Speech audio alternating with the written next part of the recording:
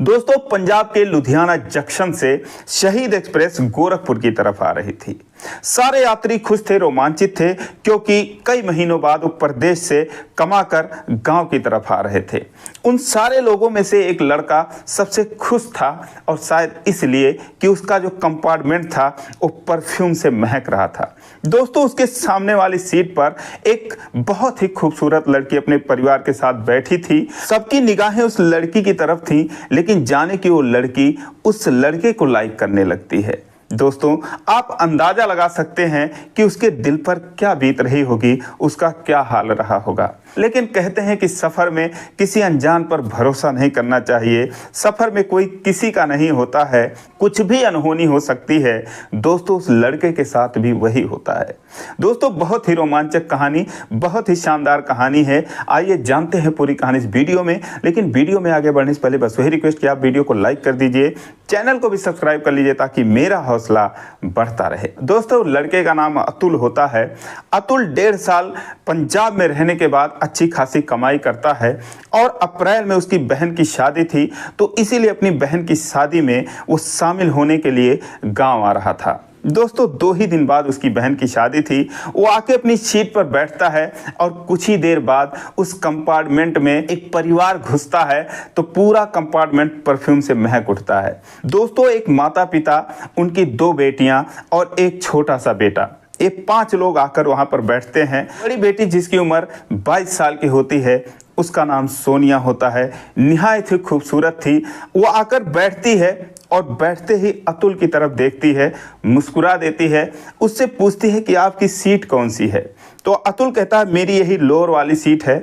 तो कहती है कि मेरे पापा की अपर वाली सीट है, लेकिन वो ऊपर जाने में असमर्थ होंगे, तो अगर आप सीट चेंज कर लेंगे तो आपकी बहुत मेहरबानी होगी। मम्मी पापा मेरे नीचे सो जाएंगे, आप ऊपर सो जाना, और ऊपर मैं भी सोऊंगी। दोस्तों, इतना कहकर वो मुस्कुराती है, और उसके मुस्कुराहट से वो घायल हो जाता है।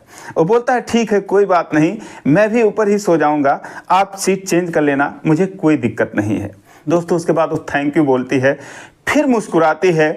अब सभी लोग अपना अपना सामान व्यवस्थित कर रहे थे, और इतने देर में ही उन दोनों के बीच इतनी बातें हो जाती हैं, और शायद पहली नज़र का प्यार भी हो जाता है। दोस्तों, जब सारे लोग सामान व्यवस्थित कर लेते हैं, इत्मीनान से बैठ जाते हैं, ट्रेन चल पड़ती है, सारे अपने अपने मोबाइल में बिजी हो जाते हैं। लेकिन जो अतुल था, वो बार बार सोनिया को देखे जा रहा था, उसे ऊपर से नीचे निहारे जा रहा था। कभी कभी सोनिया भी उसकी तरफ देखकर मुस्कुरा देती थी। दोस्तों, जब पहले वो देखती तो डर जाता था, लेकिन जब वो देखता है कि जैसे मैं देख रहा हूँ वैसे वो भी मुझे देख रही है, तो धीरे धीरे उसका डर गायब हो जाता है। अब दोस्तों, सारे लोग अपने अपने कामों में बिजी थे, मोबाइल में बिजी थे, और इधर सोनिया और अतुल का एक अलग ही कहानी चल रही थी। जब 2 घंटे बीत जाते हैं, तो अतुल दरवाजे की तरफ जाता है, शायद बाथरूम उसको जाना था, और जैसे ही वो जाता है 2 मिनट के बाद सोनिया भी उसके पीछे चली जाती है।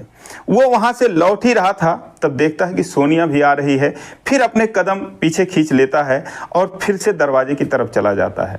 अब दोस्तों, सोनिया अतुल से पूछती है कि तुम रुक क्यों गए, तो डरते डरते कहता है कि तुम्हारे लिए रुक गया। तो मुस्कुरा के कहती है, अच्छा जी, मेरे लिए रुक गए, मेरे लिए ही ट्रेन में बैठे हो क्या? तो बोलता है क्या पता, शायद इसीलिए तो तुम्हारे बगल की सीट मिली है। तो कहती है कि तुम जिस तरीके से देख रहे हो घूर घूर कर, मेरी बहन कहती है कि देखो कैसे घूरे जा रहा है, मुझे तो डर लगता है कि कहीं मेरे मम्मी पापा को पता चल जाएगा। बगल के सीट पर जो 2 अंकल बैठे हैं वो भी बड़े गौर से तुम्हें ही देख रहे हैं। तो कहता है क्या करूँ, दिल ही नहीं मानता। तो कहती है ऐसे मत देखा करो, मुझे डर लगता है, मेरा नंबर ले लो। अब दोस्तों, इतने ही देर में वो अपना नंबर दे देती है। उसके बाद कहती है कि अब जाओ यहाँ से। दोस्तों, वो चला आता है, अपनी सीट पर बैठ जाता है, और सोनिया भी आती है, वो भी अपनी सीट पर बैठ जाती है। अब दोस्तों, सोनिया उससे मुस्कुरा के बात कर रही थी, प्यार का इजहार कर देती है, उसको अपना नंबर दे देती है। इससे अतुल बहुत खुश होता है, लेकिन उसे क्या पता था कि सुबह होते होते उसके साथ क्या होने वाला है। 6 बजे का टाइम हो रहा था, चाय वगैरह पीने का टाइम होता है। तभी सोनिया की माँ थर्मस निकालती है, और 5 कप में चाय उड़ेलती है। तो दोस्तों, अतुल अकेला बचता है। सोनिया उसको व्हाट्सएप पर मैसेज करती है कि चाय पी लो। तो तो वो भी रिप्लाई करता है कि दे दो तो पी लूँगा। दोस्तों अपनी मम्मी से कहती है कि मम्मी जब यही अकेले बच रहे हैं तो इनको भी चाय दे दो। तो दोस्तों उसकी मम्मी कहती है कि हाँ भैया तुम भी पी लो। तो वो कहता है नहीं, मेरी ट्रेन में तो चाय पीने की आदत नहीं है, क्योंकि मैं कभी पिया नहीं हूँ, इतनी ख़राब यहाँ पर चाय मिलती है। तो उसकी माँ कहती है इसीलिए तो मैं घर से थर्मस में बना कर ले आती हूँ, इस थर्मस में 8 घंटे तक चाय गर्म रहती है, तो 2-3 बार हम लोग पी लेते हैं। अब दोस्तों सोनिया की माँ एक कप मांगती है चाय उड़ेलने के लिए, तभी सोनिया के हाथ में जो चाय रहती है वो अतुल को पकड़ा देती है और कहती है ये लो तुम पियो, मैं दूसरा निकाल लेती हूँ। दोस्तों अतुल वो चाय पी लेता है। जब वो चाय पी लेता है तो सोनिया उसको फिर मैसेज करती है कैसी लगी चाय, तो रिप्लाई करता है बहुत अच्छी थी। तो सोनिया कहती है कि मैंने जूठी करके दी थी तुम्हें, एक सिप मैंने मार लिया था उसमें से। तो अतुल ने रिप्लाई किया कि तभी तो कुछ ज़्यादा ही मीठी लग रही थी। दोस्तों इस तरीके से दोनों में प्यार पनपने लगता है। और दोस्तों एक चलती हुई ट्रेन में इतने लोगों के बीच में ये दोनों एक बहुत ही खूबसूरत सफ़र को एंजॉय कर रहे थे। अब दोस्तों 6 सीटें थीं, 5 लोग अपने थे, 2 जवान बेटियां थीं, एक अतुल अकेला था उसमें। तो ऐसे में उसके पापा को कुछ अटपटा सा लग रहा था। उससे पूछते हैं कि बेटा कहाँ तक जाना है। वो चाह रहे थे कहीं जल्दी ही उतर जाए। कहता है अंकल मैं तो गोरखपुर तक जाऊँगा। बोलते हैं क्या काम करते हो, तो बोलता है मैं इलेक्ट्रीशियन हूँ और बिजली का काम करता हूँ। अब दोस्तों 3rd AC के उस डब्बे में, 3rd AC के उस कंपार्टमेंट में उनकी मजबूरी थी कि अतुल भी उनके बीच में बैठा रहे। अब दोस्तों 9 बज जाता है, खाने का टाइम हो जाता है, उसके बाद सोने की बारी आती है। और जैसा कि ये लोग कई बार व्हाट्सएप कर चुके थे एक दूसरे से कि हम दोनों ऊपर वाली सीटों पर सोए थे, तो जब सोनिया अरेंज करती है सबके सोने का तो अपने मम्मी पापा को नीचे सुला देती है। अपने भाई के, जो कि उसका भाई 11 साल का था, बीच वाले सीट पर, एक बहन को सामने वाले बीच वाली सीट पर, और फिर वो ऊपर वाली सीट पर चली जाती है। उसके बाद अतुल भी ऊपर वाले सीट पर चला जाता है। अब दोस्तों आमने सामने जब दोनों पढ़ते हैं तो आंखों में नींद कहाँ, चैन कहाँ, एक दूसरे को छुप छुप के देखने लगते हैं। ये बात और है कि साइड की जो दोनों सीटें थीं, तो ऊपर वाली सीट पर जो अंकल जी सोए थे वो इनकी ही तरफ देख रहे थे, लेकिन इससे कोई खास फर्क पड़ नहीं रहा था। बस वो पैरों की तरफ देख रहे थे। वो अपने चेहरों से, आंखों से क्या कर रहे हैं वो ऐसा कुछ समझ नहीं पाते हैं। दोस्तों उसके बाद चैटिंग की शुरुआत होती है। बहुत सारी बातें होती हैं कि क्या करते हो, कहाँ रहते हो, कहाँ पर गांव है।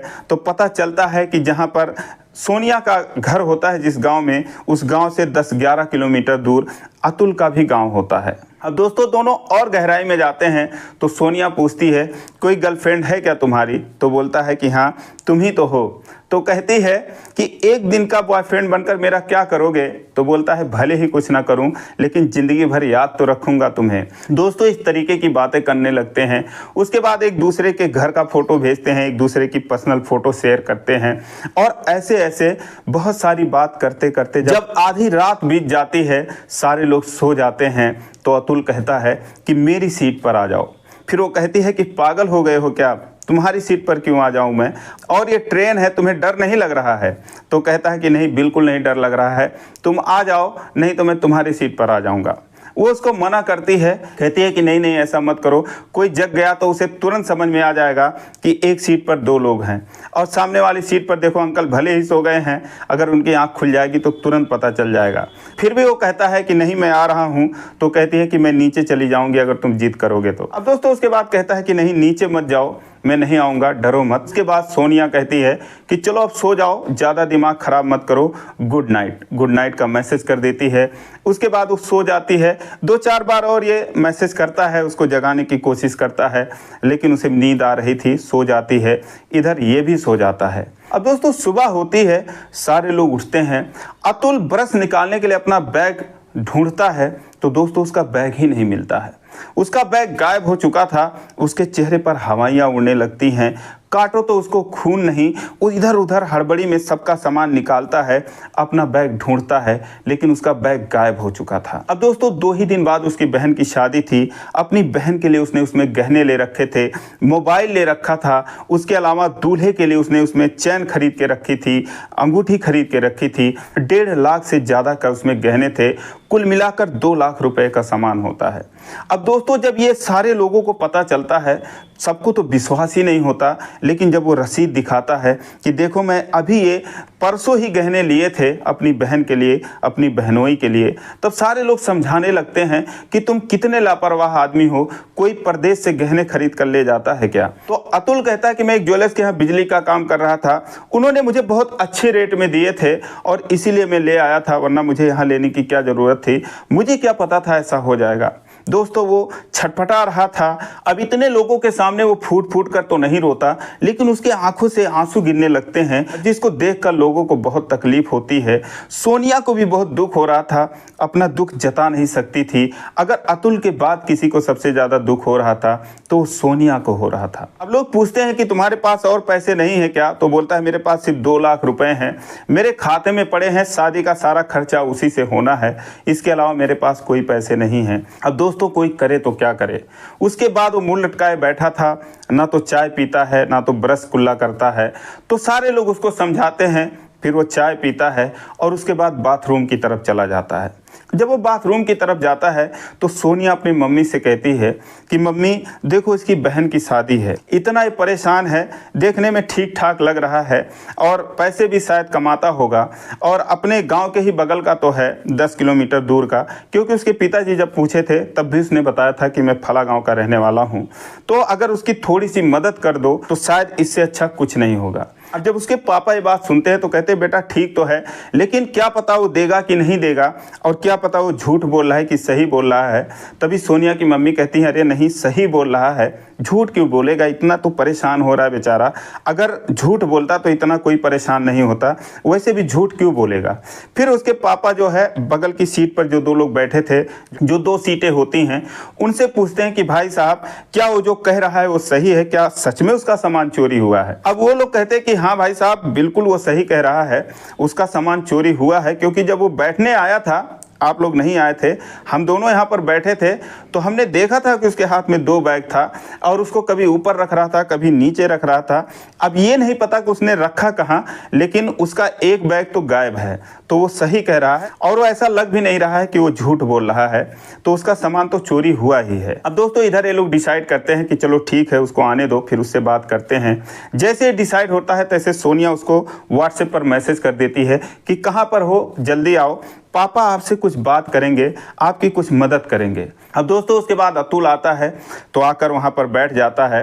तो सोनिया के पापा पूछते हैं कि बेटा ये बताओ कि लगभग कितने का सामान तुम्हारा था उसमें। तो बोलता है अंकल 2 लाख से तो 1 पैसे का भी कम नहीं था, उससे ज़्यादा ही रहा होगा। तो फिर वो कहते हैं कि क्या तुम्हारे रिश्तेदार में कोई ऐसा नहीं है जो तुमको पैसा दे सके। तो बोलता है अंकल मेरे रिश्तेदार में मैं ही एक हूँ जो ठीक ठाक कमाता हूँ, बाकी मेरे रिश्तेदार में ऐसा कोई नहीं है। और पैसों की बात नहीं है, बस बात यह है कि सिर्फ 2 ही दिन बाद शादी है, अगर ये शादी महीने 2 महीने के बाद होती तो मैं पैसे अरेंज कर लेता, ऐसी कोई बात नहीं है। तो बोले तुम कितना कमाते हो। तो अतुल कहता है कि अगर काम कितना भी कम चले तो मैं 35-40 हज़ार रुपये कमा लेता हूँ, लेकिन अगर काम ज़्यादा चलता है तो कोई भरोसा नहीं, 60,000-70 हज़ार रुपये तक भी कमा लेता हूँ। तो बोलते हैं चलो ठीक है, तुम मुझसे लेना चाहो तो 2 लाख रुपए 2.5 लाख रुपए ले सकते हो, मुझे जो है 4-6 महीने में दे देना। दोस्तों जब ये बात सुनता है उसकी आंखों में आंसू आ जाते हैं। कहता है अंकल मैं आपको महीने 2 महीने में ही दे दूंगा, आपकी बड़ी मेहरबानी होगी, आप कम से कम इतना तो भरोसा कर रहे हो मुझ पर। अब दोस्तों उसके बाद उसके खाते में 2 लाख रुपए ट्रांसफ़र कर देते हैं। उसके बाद उसको गोरखपुर में एक ऐसी ज्वेलर की दुकान भी बता देते हैं कि जहां पर अच्छे भाव से उसको सामान मिल सकता था। अब दोस्तों कुछ देर पहले तक जो एक हंसता खेलता सफ़र गम में बदल चुका था, एक बार फिर से उसमें खुशियां लौट आती हैं। वो सोनिया को बार बार व्हाट्सएप करके थैंक्स बोलता है। और दोस्तों उसके बाद वो उन लोगों को भी इनवाइट करता है कि अंकल प्लीज़ आप लोग भी मेरी बहन की शादी में आना, आप लोगों ने इतना एहसान किया है तो आप लोग प्लीज़ अगर आएंगे तो मुझे बहुत अच्छा लगेगा, मेरे परिवार वालों को बहुत अच्छा लगेगा। वो लोग बोलते हैं ठीक है बेटा देखा जाएगा। अब दोस्तों उसके बाद 1 बजे गोरखपुर ट्रेन पहुंचती है, लेकिन सामान किसने लिया क्या हुआ कुछ भी पता नहीं। उसके बाद ट्रेन गोरखपुर पहुंचती है, सारे लोग अपने अपने घर जाते हैं। अब जब अतुल अपने घर पर जाकर ट्रेन वाली बात बताता है दोस्तों हंगामा मच जाता है, पूरे परिवार वाले रोने लगते हैं, लेकिन ये भी बताता है कि ऐसे एक भले आदमी ने हमको पैसा दे दिया है और बिना ब्याज के उन्होंने दिया है, उसको 2-4 महीने में लौटाने हैं। दोस्तों इधर ये शादी की तैयारियों में लग जाता है। सोनिया को बार बार मैसेज करता है, कॉल भी करता है कि आना, प्लीज़ आना। सोनिया भी कहती है कि 100% आऊँगी, तुम भरोसा रखो, मम्मी को तो मैं मना ही लूँगी। दोस्तों शादी वाले दिन सोनिया, उसकी मम्मी, उसकी 15 साल की बहन और उसका 11 साल का भाई, ये सारे लोग शादी में आते हैं। बहुत ही मान सम्मान उनका ये लोग करते हैं, बहुत ही इज्जत देते हैं, उनको कायदे से बिठाते हैं। शादी शुरू होती है। उसकी मम्मी और उसका भाई तो खा पी के सो जाते हैं, लेकिन सोनिया और उसकी बहन ये दोनों रात भर जगते रहते हैं। दोस्तों देखकर लगता ही नहीं था कि सोनिया कोई गैर है या फिर सिर्फ एक दिन की जान पहचान है। इस कदर बेइंतहा मोहब्बत इन दोनों में हो चुका था कि एक दूसरे के रूह तक में ये दोनों बस चुके थे। पूरी रात ये जग के उसकी बहन की शादी देखती है। दोस्तों जो खुशियां थी सोनिया के आने से दूनी हो जाती हैं। शादी होती है, विदाई होती है, सब अपने अपने काम में लग जाते हैं। उसके बाद फिर अतुल जाता है लुधियाना, अपना बिजली का काम करता है। और दोस्तों सोनिया के पापा जिक्र तक भी नहीं किए और 3 महीने बाद ही अतुल उनका पैसा सारा लौटा देता है। जब वो पैसे लौटाता है बहुत इम्प्रेस होते हैं और जान जाते हैं कि हाँ वाकई में अतुल कमाता है, अच्छा लड़का है। दोस्तों सोनिया के पापा की वहाँ पर फर्नीचर की दुकान होती है, बहुत बड़ी दुकान होती है, अच्छा खासा उनका बिजनेस चल रहा था। तो पूरे परिवार से ही वो लुधियाना में रहते थे और ग्रेजुएशन करने के बाद सोनिया भी जॉब कर रही थी। दोस्तों कई बार अतुल और सोनिया एक दूसरे से मिले, एक दूसरे को जाने पहचाने समझे और उसके मम्मी पापा को भी अतुल अच्छा लगने लगता है। वो ये भी जान रहे थे कि दोनों एक दूसरे से चाहते हैं। दोस्तों सोनिया ने अपने मम्मी से कहा कि मम्मी मेरी शादी अतुल से करवा दे। उसके पिताजी उसके सामने शादी का प्रस्ताव रखते हैं। दोस्तों ट्रेन में इनकी मुलाकात अप्रैल 2022 में हुई थी और नवंबर 2023 में ये दोनों एक दूसरे के लिए हमेशा हमेशा के लिए हो जाते हैं। दोस्तों आपसी रजामंदी से इन दोनों की शादी हो जाती है। तो दोस्तों ये कहानी मुझे अतुल और सोनिया के द्वारा प्राप्त हुई है। मुझे बहुत अच्छी लगी ये कहानी, मुझे लगा कि आप लोगों से शेयर करना चाहिए। तो दोस्तों ये रही कहानी, आप लोगों को कैसी लगी कमेंट करके ज़रूर बताएं और ज़रा भी अच्छी लगी हो तो चैनल को सब्सक्राइब करें। फिर मिलेंगे किसी वीडियो में, तब तक के लिए जय हिंद।